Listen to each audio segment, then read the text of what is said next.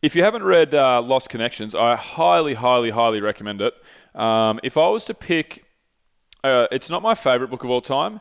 My favourite books would be Shantaram would probably be my number one. That's the only book that's made me cry still to this day. That is a fantastic read, an absolute ripping read. So Shantaram would be my number one. Sapiens is right up there. Obviously, if you want fiction, then you know there's A Song of Ice and Fire I really love. There's a number of other books that I like around that kind of, But as far as books that I think people should read, not because it's my favourite book, but because of the level of importance, there's two books that I would put far and away, hands down, above the rest. And they are How to Win Friends and Influence People by Dale Carnegie. So Dale Carnegie was a business leader in the 1900s, and in the early 1900s, he wrote a book called How to Win Friends and Influence People, and it's basically like a day-to-day field guide of how to be a good person. It really is that. It is how to win people over. How to win friends and influence people sounds very much like you're trying to do something that's a little shady. How do I trick people into liking me? That's how it reads to me. Maybe it doesn't read like that to others, but that's how it sounds. But the book is just an absolute, it's a full godsend. I remember I read it. I read it when I was working for my dad doing some construction stuff. I was doing this big roof. Imagine a house in where it was. It was in Sorrento, really nice part of the world where I grew up. Really lots of people that are quite well off down there. It was a massive house, and I was left to put this roof on by myself, and I was stoked. I was like, yep, this is awesome. So I just plugged a headphone in, and I just went about spending the next few days chipping away, working away, and listening to podcasts and audiobooks. I love nothing more than to be doing whatever I'm doing and to have a headphone in, because I feel like I'm always learning, and I feel like that's a great position to be in, and it's a superpower to always be reading and always be learning. I really think that. Just a way to forever be bettering yourself. But How to Win Friends and Influence People had the biggest impact on me, that I promised myself, and I haven't followed through with this promise, but I promised myself that I'd read it every 6 months just to ground myself and remind myself on how to positively impact everyone around me, like the littlest things. Looking someone in the eyes, listening when they talk to you, asking more questions than statements you make about yourself or about your thoughts.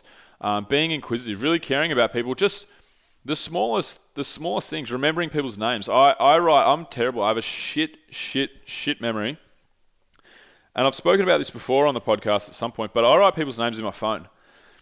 If I roll into a new community, so if I go to a gym and there's 200 people for me to meet, I'm like, fuck, this is going to be fucking hard work.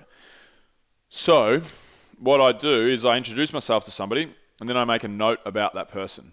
Mark, skinny, funny pond bloke. Sarah, funny redheaded girl, likes podcasts. Clint, crazy cat lover dude, bit of a weirdo, but nice guy. Like that kind of stuff. And anyway, so I'm going on a little bit of a tangent here, but How to Win Friends and Influence People is the first book I would recommend to people to read to improve their life in general. I think it's the most important book written in the 20th century. Not that I've read them all. I've said that before as well on the podcast. But I really do think that's the case.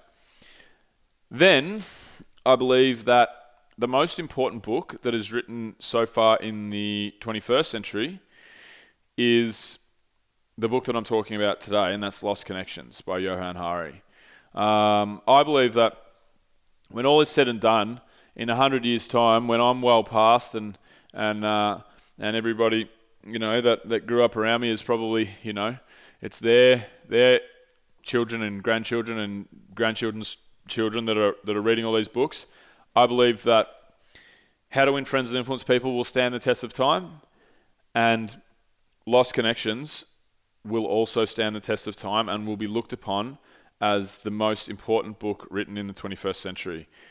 Now, I hope that that's kind of not the case, because if that's not the case, then maybe the rest of the 21st century, from this point onwards and into the 2020s and 2030s and 2040s, this mental health epidemic, mental health crisis, isn't as prevalent as it is right now.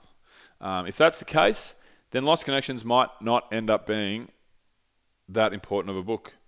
But for me, for this particular period in time that we're in right now, I believe it's the most important book written. I read a lot, I really do, especially in the self-development realm and new age philosophy or whatever it is.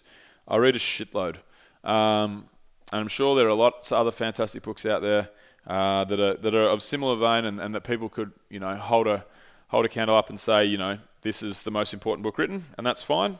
But for me, Lost Connections is that book. So anyway, Johann Hari is an English gentleman who grew up basically a typical English childhood, and he went through his own trials and tribulations with his mental health, getting to the point where I haven't read the book in a little while, so I don't want to go too far into paraphrasing Johann's life, but getting to the point where he was suicidal and he wasn't happy with his life at all, and so on and so forth, and then trying to pull his way back out from that, and basically it's the story of the things that he learned, and his thoughts after dedicating, as a journalist, after dedicating much of his life to figuring out what's going on with this mental health epidemic.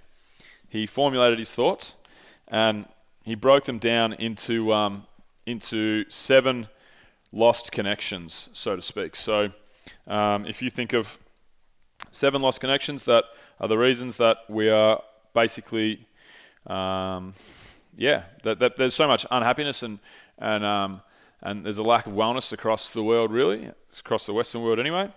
His lost connections, I'll read them just quickly. So his lost connections are a lost connection and disconnection from meaningful work, disconnection from people.